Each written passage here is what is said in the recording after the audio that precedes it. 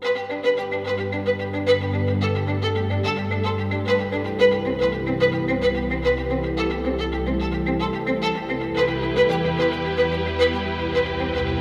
Jim. Welcome to the St. Louis Press Club's Hour in the Now series. And I would love for you to introduce yourself today, July 27th, 2020.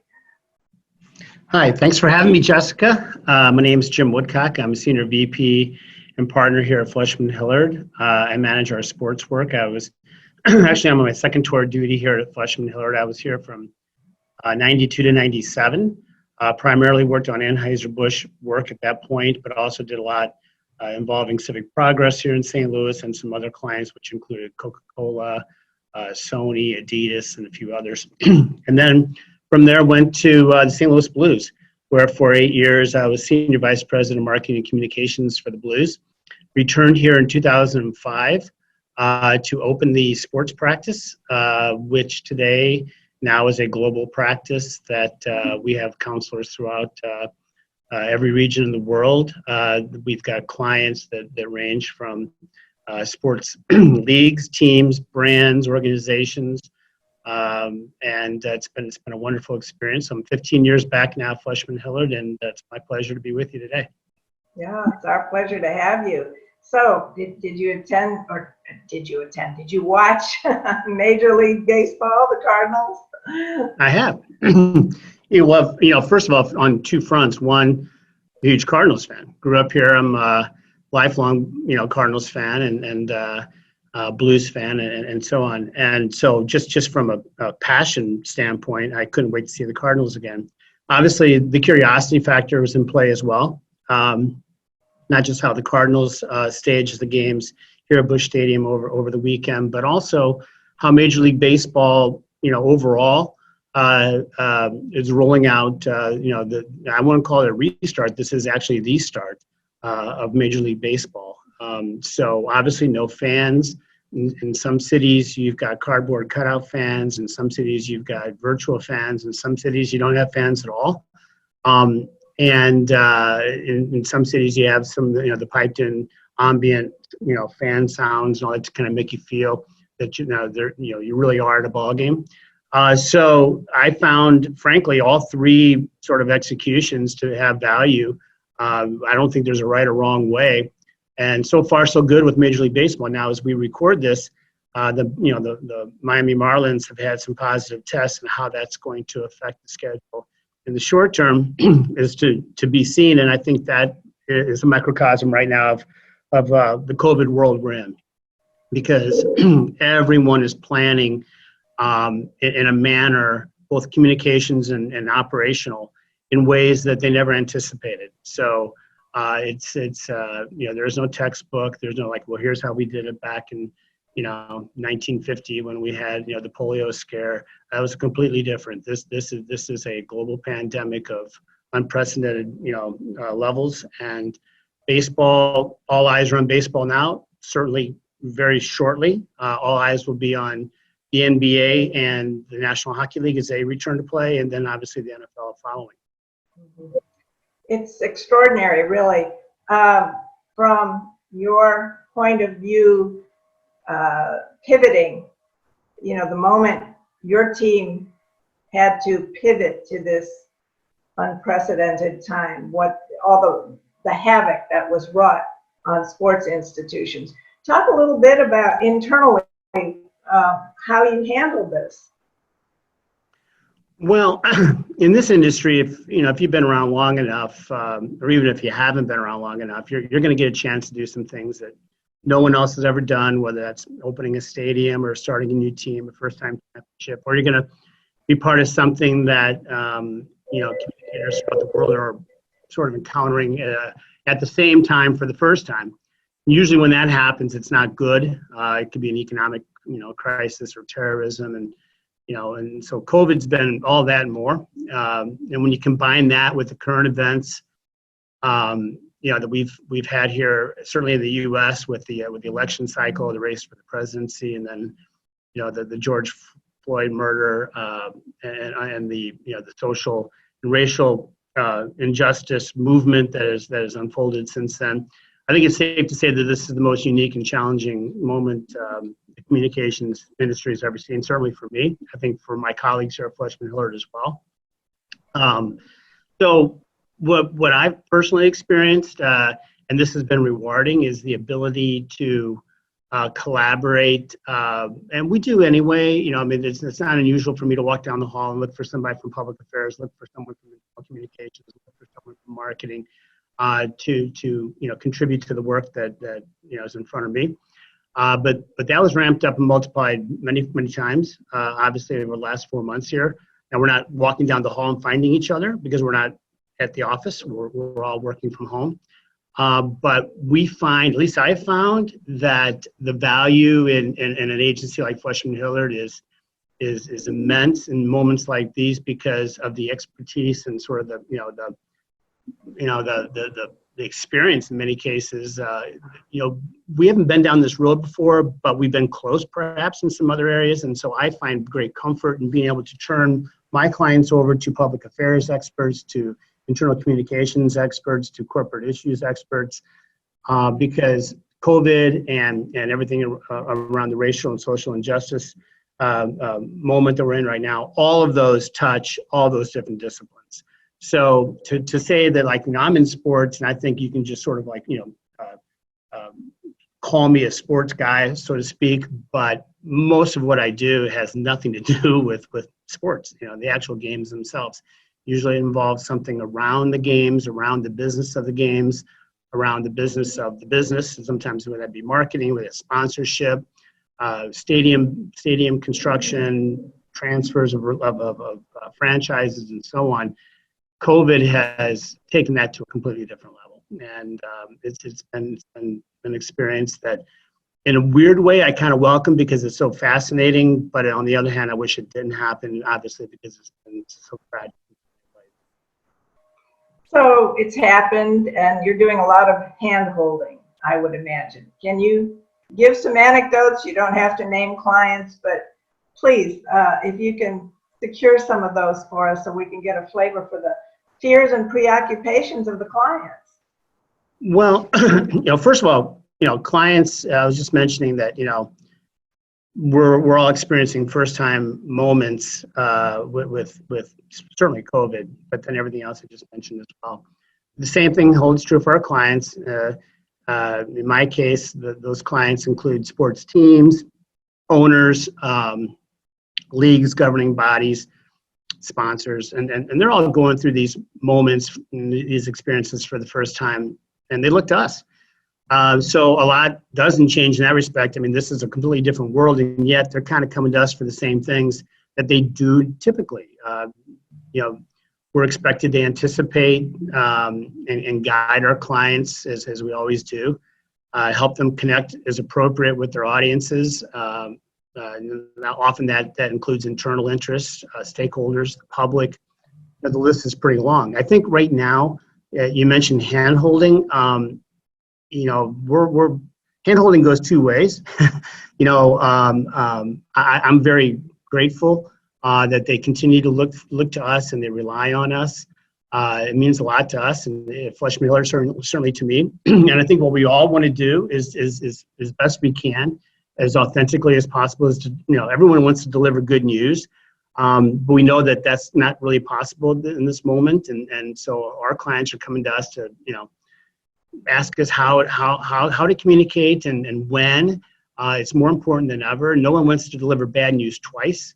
Right now, there's a lot of uncertainty, obviously, with schedules and the thing about really everything here in the United States, and certainly in sports, is just that the different, we have 50 states, and so every state has a different viewpoint on when to reopen and what's permissible. A lot of our clients are coming to us and, asking how we're dealing with the very same situation in a different state. A lot of times our clients are coming to us just to confirm that their instincts are correct. And other times they're coming to us for the answer. And so and very often too, Jessica, it's how do they communicate to their employees, and so we're very involved in that as well. So It's a process for sure. Hand-holding, you can call it that, I suppose, but really it's this, this client agency family feel that we always have here at FleishmanHillard. I think that's certainly true in these moments here right now, and I'm glad that our clients continue to look to us for the guidance in times like these. There's a cultural sea change taking place here. I would imagine some of the clients perhaps are looking to address systemic racism based on everything that's been going on. With all the divisions you have under your umbrella, have you dealt with that issue in particular, addressing systemic racism? Absolutely. Excuse me. Well, first of all, our entire agency, I would say that this particular topic, which has been a topic, and it's been a situation that we've grappled with as a nation and as a world for centuries. All right. It didn't just flare up with George Floyd. It brought on a different sort of feel, obviously, and it rose to a different level because of George Floyd. He was not the first. Certainly won't be the last, unfortunately. But it brought a completely different dimension to the need to address this once and for all and do the right thing. Whether it transcends sports, and it's in business, it's in entertainment, it's in our elected officials, it's everything we do. Obviously in sports, especially like a league like the National Football League, where 70% of the players are African American, and other leagues, the percentages could be even higher. But yet the front office, the imbalance is way off when you see the number of executives, the low number of executives of Black Americans who hold high, offices and throughout sports. It's a real issue, and that's just the inequality piece, to say nothing of the violence and the inequities that have happened for all these many years. So teams that are they're coming to us as they often do in times of this sort, and where a team's mission might have been solid in the past, it's going to be stronger moving forward. I think there's going to be a level of accountability that didn't exist before, and I can tell you that the clients that I work with personally welcome it. There's going to be a social and racial justice element and thread throughout every idea, every execution, everything that a team does moving forward. I really believe that. And what we found is that the really good organizations and leagues and teams and so on that have historically been pretty good in this space, they've reflected inward, and a lot of times we've helped them reflect. I've personally been part of a number of all employee Zooms where everyone has expressed their feelings, and there've been some really tough discussions that I think surprised people within those organizations, because they were finally surfacing and being unlocked. And I think the conclusion everyone's coming to right now is that whatever we were doing, whatever they were doing, it wasn't enough. It hasn't been enough. It's not going to be enough. So we're going to be at the forefront of that for our clients in sports. I will tell you, very obvious here, I have not walked the walk that Black people throughout the United States and the world have walked. So far be it from me to be the expert. I try to pull in as many people as I possibly can find throughout FleishmanHillard, and we've got the best of the best that can help impart some real counsel and direction and all that sort of thing, so that the minority view is not only expressed, but it's more impactful than ever. And, so I don't want to give you the impression that I have the answers. I will never have the answers. I have not walked that walk. But we do have those people here at FleishmanHillard, and I'm really, really proud to introduce them to our clients.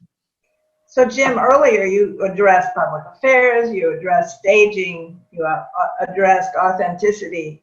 So I suspect going forward, you will have a hand in those, more than a hand. Your counseling will be very much there as the staging of events, the branding, to make sure that the messaging is authentic. Yes, all those. Yes. Well, that's nothing. That's nothing new for me, though. Right. I mean, most of what I personally do. Now, our sports clients throughout the world run the gamut. We've got top tier sponsors, naming rights, partners of stadiums. We have it all. My personal space, if you will, and it comes with decades of doing this, is I've kind of gotten out of the marketing, so to speak, the day-to-day marketing of sports, and I'm more in the executive council at the ownership level and so on. And with that comes the need for real expert opinion and guidance from public affairs officials, internal communications, and so on. I like to think I can walk that walk, but I can't do it nearly as well as many of my clients here in St. Louis at FleishmanHillard and throughout our network can do, especially during times like these where you have presidential and political races throughout the United States that may affect how a team or an operation of any kind of sports entity moves forward in 2020.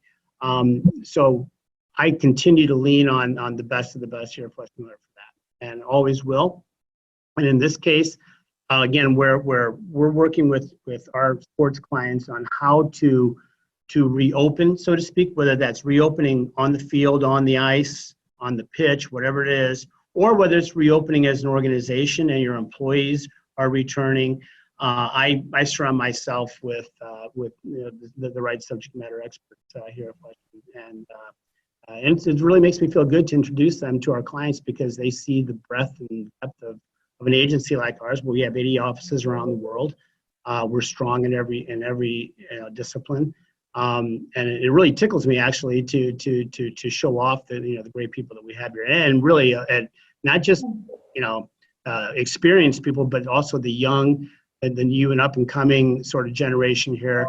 They're learning things in college now that we weren't taught, and they're coming into this industry with a lot more awareness and better perspectives to lend to our clients than I could have imagined when I was that age.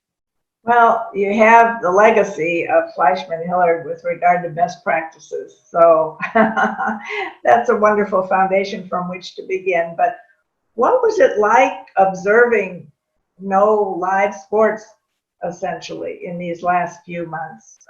Do you believe media companies, for instance, were able to satisfy fans, at least with going back in history and running old clips and full games of whatever sport it was?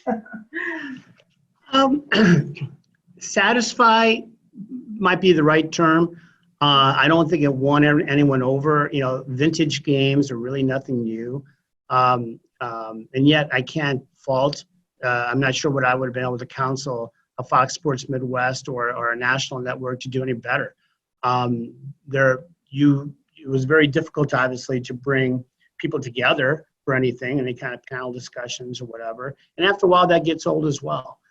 This was a very, from the middle of March to, really middle of June, this was a vacuum. There wasn't much going on. For me, I didn't miss it as much as you might imagine because we were pretty busy trying to figure out for our clients what the next steps were.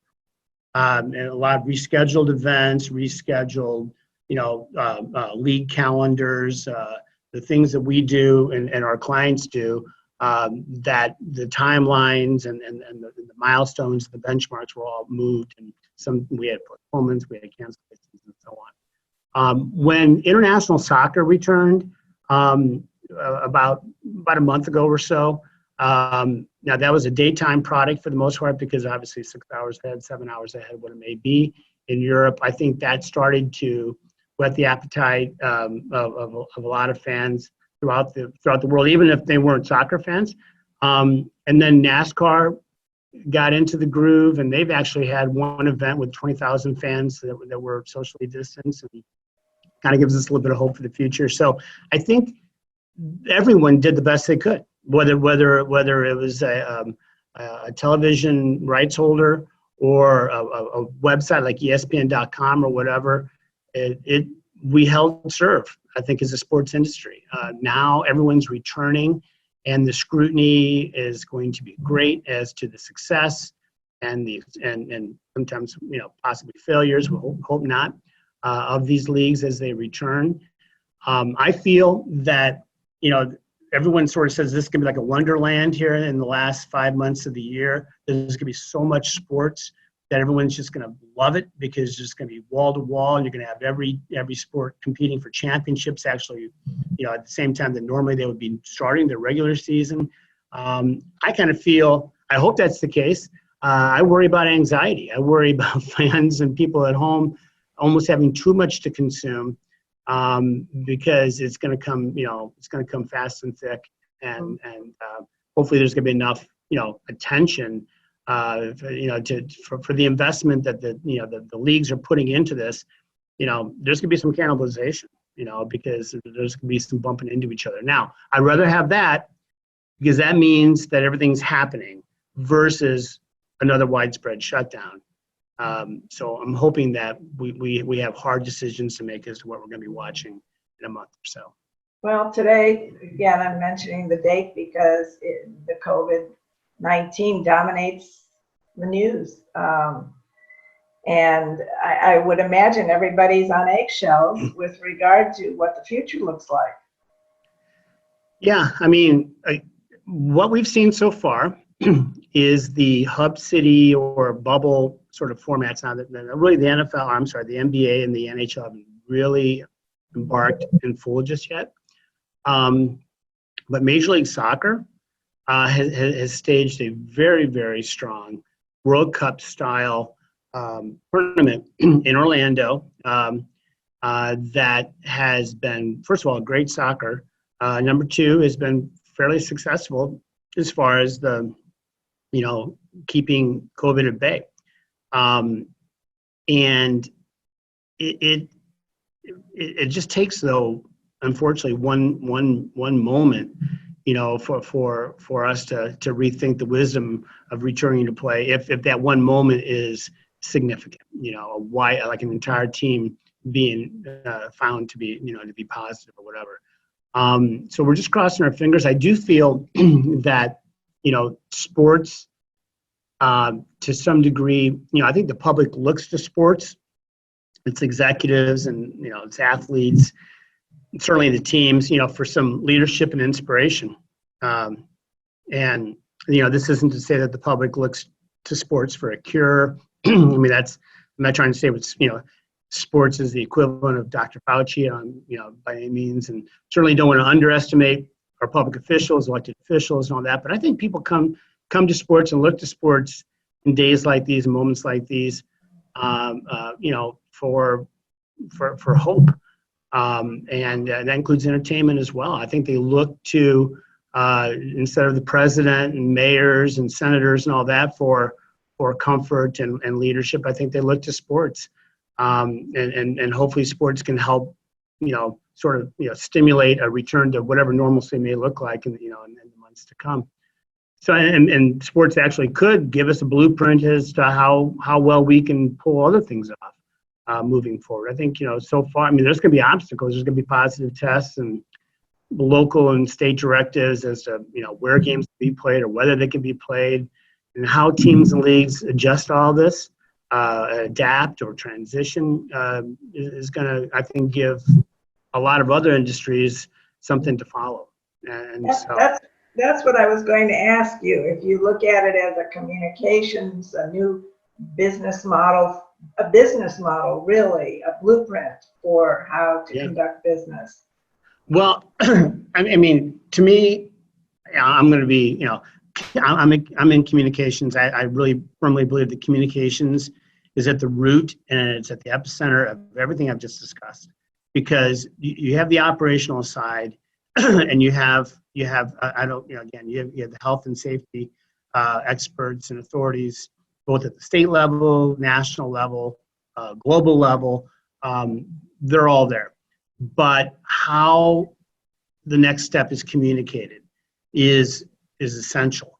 And that communication can be, like, again, internal. It could be to the athletes. It could be to stakeholders like your rights holders, the television networks, and other media partners. It can be to your sponsors, and certainly it must be, to your fans and the people that live and work in the cities where these events are happening. Communications is like I said, it's not an option. You better have really, really sound, crisp, and timely communications around everything, because it's like if you have a golf tournament, and there are some golf tournaments that are on the calendar here in the next few months here. What does that mean for that local community?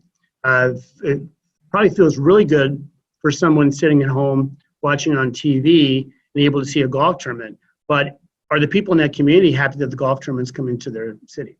And maybe they are, because it's an economic upside and so on and so forth. But maybe if fans are coming in, if fans are permitted, that's not the greatest thing. So how you communicate where you want to go and everything like that is crucial, and it keeps me up at night and awake early in the morning. I was going to ask you how you're doing. You just answered my question. I can imagine. Look, I mean, not traveling has been an adjustment. Traveling has been, pretty much part and parcel of what I do. And I think I'm probably in the majority when I tell you that we are learning ways already in the last 4 months where probably when we can return to travel, we won't need to, because we've figured some other things out. And we're working from home. So that has, brought a completely different dimension to everything. But, I'm not going to sit here and tell you that this is hell on earth and like that. I mean, hell on earth are the difficult things are those frontline workers that are really, really, in the middle of it all. And where moments really matter and decisions are critical. This is trying at times, and it tests us and so on and so forth. But trust me, it's nothing remotely close to what's important. Yeah. Well, it's obvious you have perspective, which is very important in a job like yours.